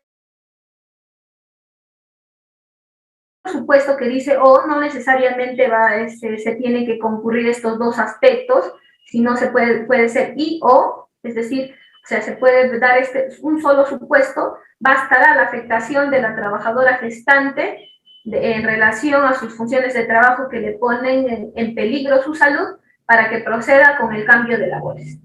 Y el otro aspecto que se puede dar de forma alterna será pues cuando justamente estas funciones que realiza la trabajadora va a implicar que no se desarrolle de forma normal, por ejemplo, el embrión o el feto durante este periodo de gestación. Entonces, estos dos aspectos principales van a generar, pues, que el empleador tenga bien, en este caso, a pronunciarse sobre esta solicitud de cambio de labores, ¿no?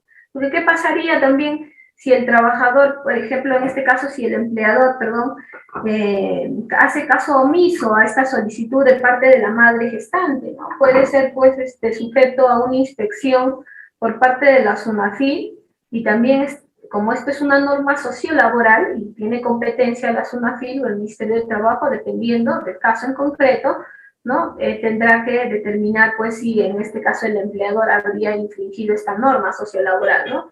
Y ya dependerá de ello, por ejemplo, en cada caso en concreto, qué tipo de falta habría incurrido, ¿no? Entonces, esto también es otra de las novedades que también se han incorporado justamente en este marco de la emergencia sanitaria, ¿no?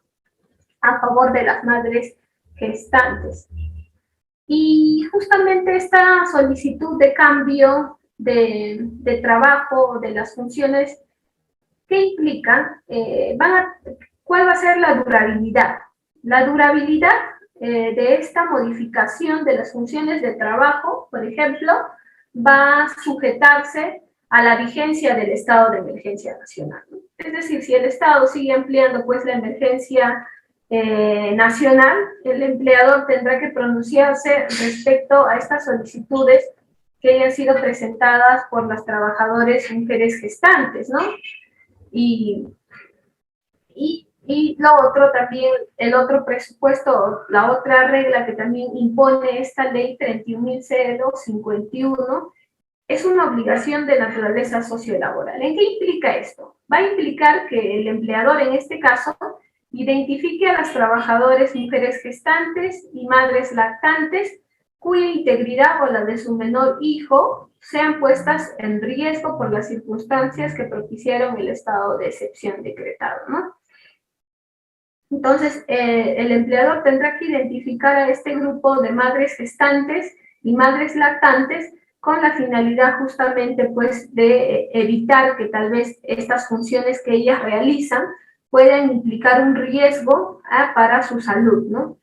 Y la excepción a esta regla va a ser pues que esta labor no sea compatible, por ejemplo, con el trabajo remoto, ¿no?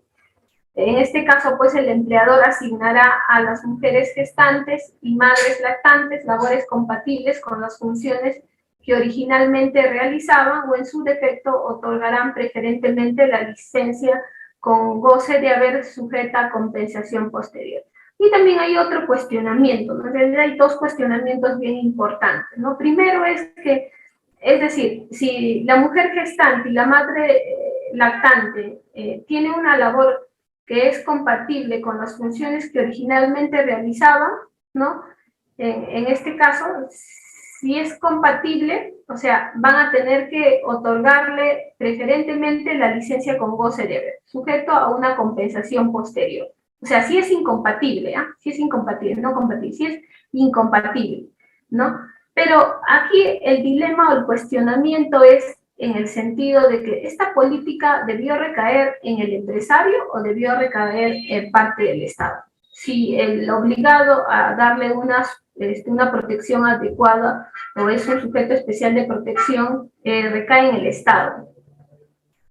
Porque si se amplía esta emergencia sanitaria, el empleador va a seguir abonándole la remuneración y sujeto con derecho a compensación posterior, pero esta compensación posterior también debió ser materia de legislación y establecer un límite, ¿no? Un límite para cada supuesto. Porque en los otros casos, como establecía también, ¿qué va a pasar, por ejemplo, con aquellos trabajadores que ya estaban pronto a cumplir con los requisitos para jubilarse, si la jubilación es automática? Entonces ahí también esto de no establecer límites para cada supuesto y regular para cada supuesto la compensación posterior también va a generar un sobrecosto tal vez desproporcional que va a recaer en el empresario, ¿no? Y que muchas veces tal vez van a dar origen a que se incumpla con estas normas. Y el cumplimiento de estas normas también tal vez van a ser sujeto de fiscalización por parte de SUNAFIL y tal vez con una doble multa, ¿no? Pero ahí el cuestionamiento justamente era eso, ¿no? El principio de razonabilidad, ¿no? O sea, si no se está estableciendo los límites. Bueno, queridos amigos, con eso he dado por culminada la exposición en esta sesión. Doy pase a cada uno de ustedes para que puedan formular sus preguntas o en todo caso, a ver, verificar en el chat las preguntas que pudieron haberse planteado. Excelente, doctora. Estimados participantes, pueden levantar su manito si tuviesen preguntas a través de las reacciones, levantar su manito, así como el doctor Amir. Y, por favor, preguntas referentes al tema, no consultas personales. Doctor Amir, muy buenas noches. Está activo su audio. Buenas noches, ¿qué tal, doctora Moncho? Mire, mi pregunta es relacionada a la supresión perfecta.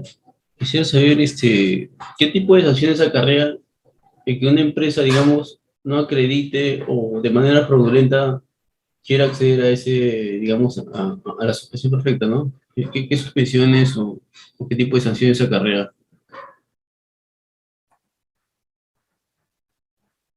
Bien, en ese tipo de casos, o sea, si no sea, en este caso, si la empresa, ¿no? Al margen de que tal vez sea, ahí va a haber varios supuestos, o sea, si la empresa ha recurrido a medios alternativos, ¿no? Con el sindicato y con los trabajadores o con el representante, dependiendo de cada tipo de empleador, no ha recurrido a estos medios alternativos, pero no cuenta con documentación sustentatoria de ese hecho, o sea, al margen de que el Ministerio de Trabajo, por ejemplo, las haya aprobado, ¿no? Por silencio administrativo positivo, puede dar pie pues a que estos trabajadores, ¿no? Averigüen sobre la validez de esta suspensión perfecta, o pueden muy bien recurrir al Poder Judicial o a la misma autoridad administrativa de trabajo para verificar la regularidad, o sea, y verificar si en los hechos en realidad se ha dado cumplimiento a la aplicación regular de esta suspensión perfecta. Porque si se da lo contrario, la consecuencia, ¿cuál va a ser la consecuencia? Una de las consecuencias es que se va a dar, en este caso, disponer por parte del Poder Judicial, ¿no? Primero que se paguen las remuneraciones de HACCP por el periodo en el cual han estado sujetos a la suspensión perfecta, y en el otro caso, tal vez va a ser materia de una sanción por parte de la SUNAFIL, ¿no? Como si se determina, pues, en ese caso, en el procedimiento, que se habría incurrido, en este caso, en infracciones de carácter sociolaboral. Excelente, doctora. Doctor José Guerrero, se activó su audio. ¿Cómo está? Buenas tardes. Buenas noches, doctora. Mi pregunta es con respecto a la ley no 31051. Si bien es cierto, precisa de que para la madre lactante, dice que si su menor hijo son puestas en riesgo por las circunstancias que propiciaron el estado de emergencia. Quisiera que me aclare más al detalle qué es lo que dice que si son puestas en riesgo para el nacido. Eso quisiera que me aclare, doctor, por favor. Gracias. Claro, con mucho gusto. Claro, la norma primero habla de la mujer gestante, ¿no? Es decir, del primer mes hasta el 9º mes, ¿no? De la madre gestante. Y lo otro es de la madre también lactante. O sea, en el primer supuesto se da el hecho de analizar si las funciones que realiza con ocasión del contrato de trabajo implican un riesgo para el desarrollo normal de la salud, primero de la trabajadora gestante y segundo, de la salud también o del desarrollo normal del embrión o del feto. Por ejemplo, pongamos un caso, si esta trabajadora, por ejemplo, realiza esfuerzo físico, ¿no? Y por ahí su médico tratante, el obstetra, le dice que su trabajo, su embarazo es de riesgo, ¿no? Entonces ahí las labores que realiza, ¿no? tal vez despliega demasiado esfuerzo físico, ¿y qué va a implicar? Que ponga en riesgo su situación de embarazo. Entonces el empleador, esta trabajadora va a tener pues a bien a presentar una solicitud de modificación y habrá que atribuirle en este caso el empleador otras funciones relacionadas con su contrato de trabajo y que implican pero una menos exposición a fuerza física, ¿no? Va a depender la decisión médica. Para ello, pues la trabajadora tendrá que adjuntarte la solicitud, adjuntando pues con un certificado médico que señale eso, ¿no? Otro supuesto, se puede dar pues el caso de una trabajadora, por ejemplo, que sus funciones sean, por ejemplo, textilería, ¿no? Pero en textilería, por ejemplo, están sujetos por ejemplo, a la contaminación de estos polvitos muy finos que son. Entonces, tal vez esa circunstancia va a implicar un riesgo para la salud de la mujer embarazada. Que había un caso de una mujer que no era embarazada, pero que trabajaba en el sector textil, y con el pasar del tiempo, como trabajaba usualmente en estas máquinas que trataban el material de la tela, ¿no? La inhalación de estas partículas pequeñas le había originado una paraplegia, ¿no? Por ejemplo, y eso tenía que determinarse si en realidad era una enfermedad profesional, es decir, ese polvito había determinado en realidad esta paraplegia que padecía esta trabajadora, ¿no? Entonces, ahí va a importar bastante material documentario en este caso, del obstetra, ¿no? O del médico tratante del embarazo que determine, pues, que ese tipo de trabajo, por ejemplo, es muy riesgoso. Otro caso, por ejemplo, de las analistas de crédito,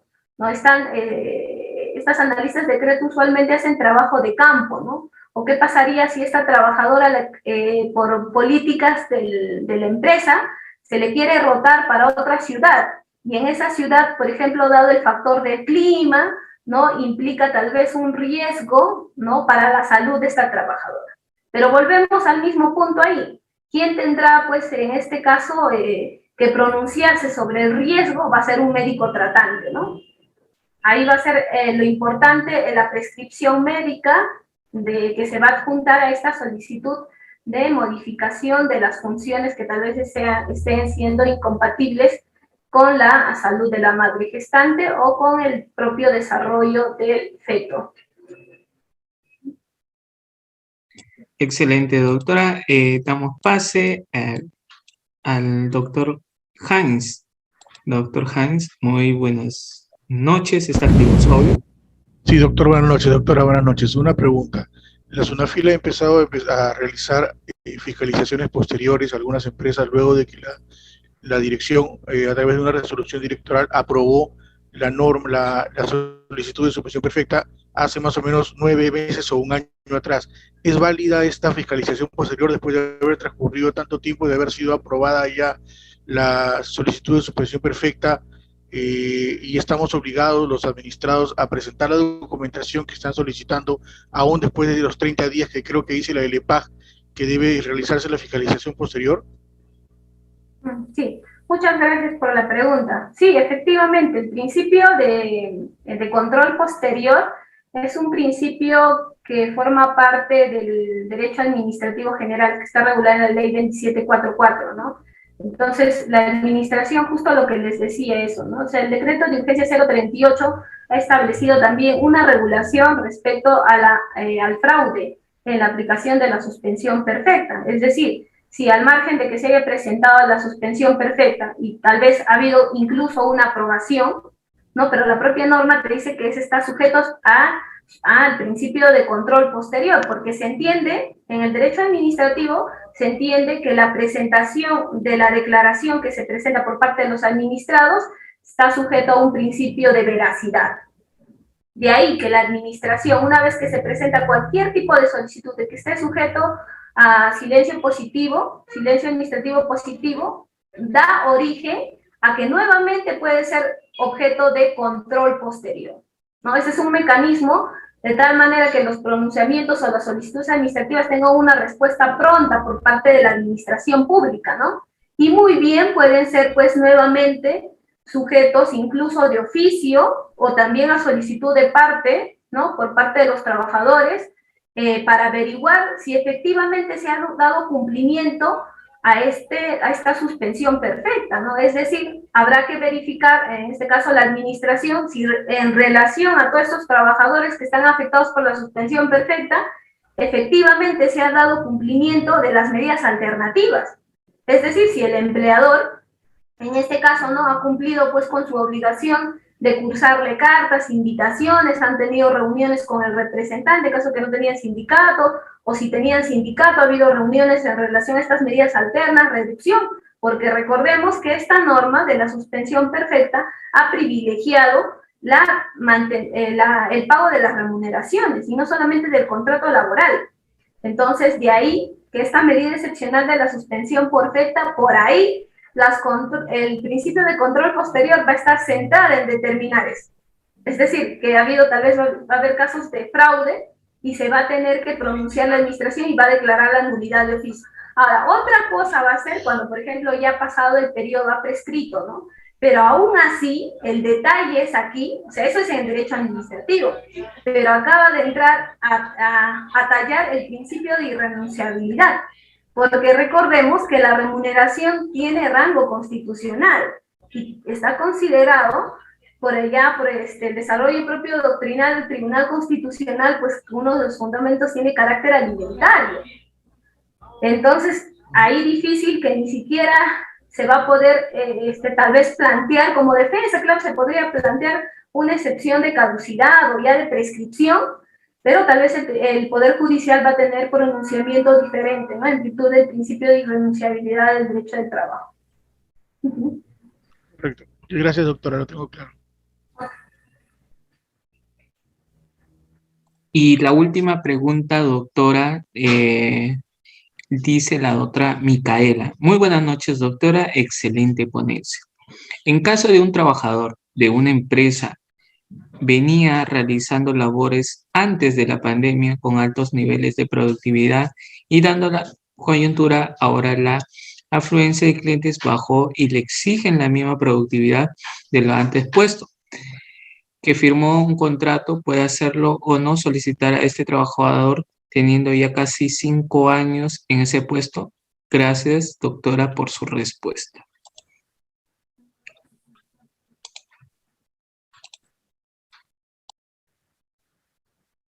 A ver, Rider, ¿me podrías nuevamente repetir la pregunta? Sí, doctora. Nos dice la otra Micaela. Muy buenas noches, doctora, excelente ponencia. En caso de un trabajador de una empresa venía realizando labores antes de la pandemia con altos niveles de productividad y dada la coyuntura, ahora la afluencia del cliente bajó y le exigen la misma productividad de antes puesto que firmó un contrato. ¿Qué puedo hacer o solicitar este trabajador teniendo ya casi 5 años en el puesto? Gracias, doctora, por su respuesta. Ya.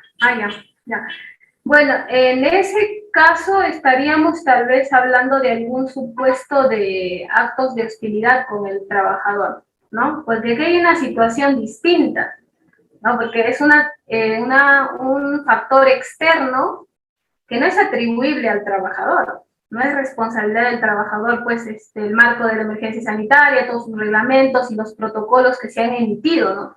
Si eso ha bajado el nivel de producción y su contrato estaba en función a un nivel de producción, y ahí no se podría resolver el contrato, ¿no? O sea, no habría sustento bajo el principio de razonabilidad, ¿no? Entonces, en todo caso, el empleador estaría actuando, pues, bajo un supuesto de actos de hostilidad contra el trabajador, ¿no?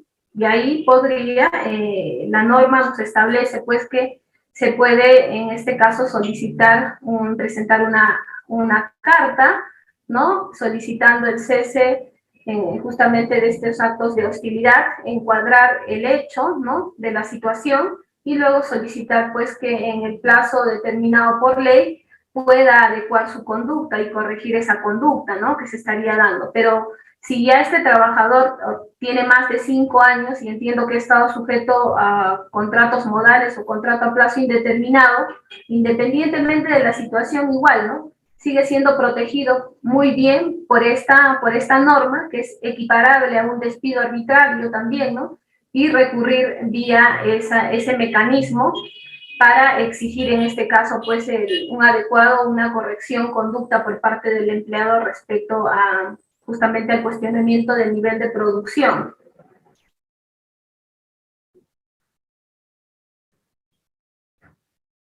Excelente, doctora. Muchísimas gracias. Muy amable. Aunque ya tengo un mensaje, la próxima semana tenemos ponencia nuevamente. Le estamos invitando. Así que ya le estaré haciendo llegar nuevamente el flyer. Pues, y claro, siempre con su tiempo. Aunque yo creo que sí. Claro que sí, Ruide. Pero alcanzamos para una pregunta más, tal vez adicional. Ah, ya, perfecto, doctora. Entonces, levanten su manito, estimados participantes. Doctora Legna, a pedido de la doctora, está activo su...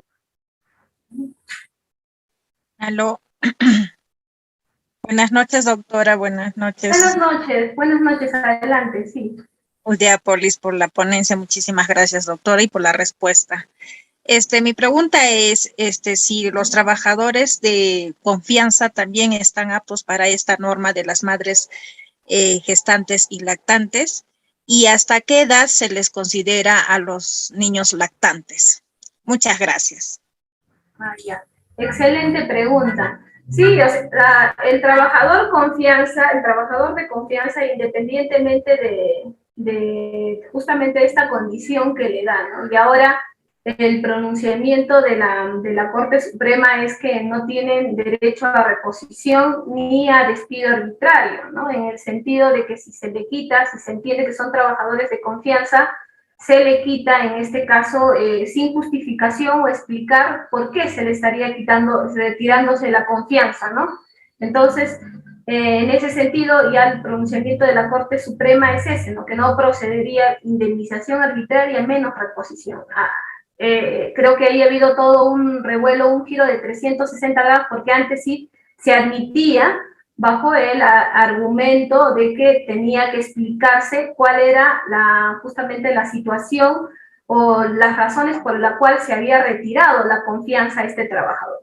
Ahora, en relación a esta solicitud de la mujer lactante o la mujer gestante, ¿no? En caso de que tenga la condición de trabajadora de confianza, sí, va a tener justamente este derecho también de aplicarle, porque la norma no hace una discriminación con respecto a este grupo de trabajadores, ¿no? Entonces, si no he hecho ningún tipo de exclusión o discriminación atendiendo a la condición de trabajadores de confianza o de dirección, muy bien, puede solicitar al empleador, ¿no? El otorgamiento, o en este caso la procedencia de la modificación de estas funciones que implican tal vez un riesgo, ¿no? En este caso, para la mujer lactante o para la mujer gestante, que implican un peligro. Pero ahí habrá que determinar este riesgo, ¿no? Habrá que determinar este riesgo sobre la base de los informes médicos. Ahí va a ser trascendente ello, ¿no? Incluso también el empleador, en función de su poder de dirección, puede también fiscalizar este hecho. Porque también puede darse la situación, por ejemplo, de que haya solicitudes, tal vez ya con motivo de la gestación, que tal vez no implique un riesgo, pero se esté solicitando, ¿no? Y el empleador muy bien también puede solicitar tal vez el historial de este certificado médico y si avala la conclusión de riesgo y de la exposición de peligro para el desarrollo normal del feto. Ahora, en relación a la otra pregunta que decía hasta cuándo se considera, en este caso, la madre lactante, ¿no? Ahí la norma, como es novísima, no, todavía el reglamento no ha establecido, en este caso, el periodo de cuándo se considera, hasta qué momento se considera madre lactante. Muy bien, doctora Jacqueline, terminamos con usted. Adelante, doctora Jacqueline. ¿Está activo su audio? Sí, doctora, buenas noches. Respecto a la ley 31051, es parecida a la pregunta de la colega anterior, sino que en este caso es el caso de una enfermera que está llevando la modalidad mixta sea, unos días remoto y otros días presencial. ¿Hasta cuándo podría ella continuar con esa modalidad? En el caso de que sea madre lactante, ¿no? Y la niña pues tenga 4 meses, ¿hasta cuándo podría ella reclamar ese derecho o beneficio, ¿no? Según la ley. Gracias. Sí, muchas gracias por la pregunta. Bien, la norma ahí es precisa en señalar que debe ser durante el marco de la emergencia sanitaria, ¿no? Es decir, si es que el Estado sigue prorrogando el marco de la emergencia sanitaria, el empleador incluso ahí te explica, o sea, prescribe que debe identificar justamente dentro de su planilla de trabajadores, identificar a las madres gestantes y a las madres lactantes, ¿no? Para efectos de poder, en este caso, establecer el trabajo remoto o un trabajo flexible, entre un trabajo físico, un trabajo presencial y un trabajo remoto. Pero aquí hay un detalle. ¿Qué pasaría, por ejemplo, si sus funciones no son compatibles con el trabajo remoto? Ahí sí, por ejemplo, se puede dar una flexibilidad con relación a que esta trabajadora gestante, o sea, madre lactante, pueda realizar sus labores con normalidad, ¿no? Pero también eso va a implicar que no haya una puesta en peligro. O sea, ahí el objetivo de la norma es no poner en riesgo la salud de la madre y tampoco del niño. Pero si no existe ese nivel de riesgo y también estamos frente a un supuesto de incompatibilidad de las labores con un trabajo remoto, se le puede exigir que haga el trabajo presencial, ¿no? Excelente, doctora. Ahora sí, culminamos porque también tenemos una ponencia en adelante. Doctora, cuídese mucho, que Dios le bendiga y bueno, agradecer a nuestros participantes por la presente sesión. Muchas gracias, Ride. Muchas gracias a todos los participantes por su tiempo. Hasta una próxima ocasión.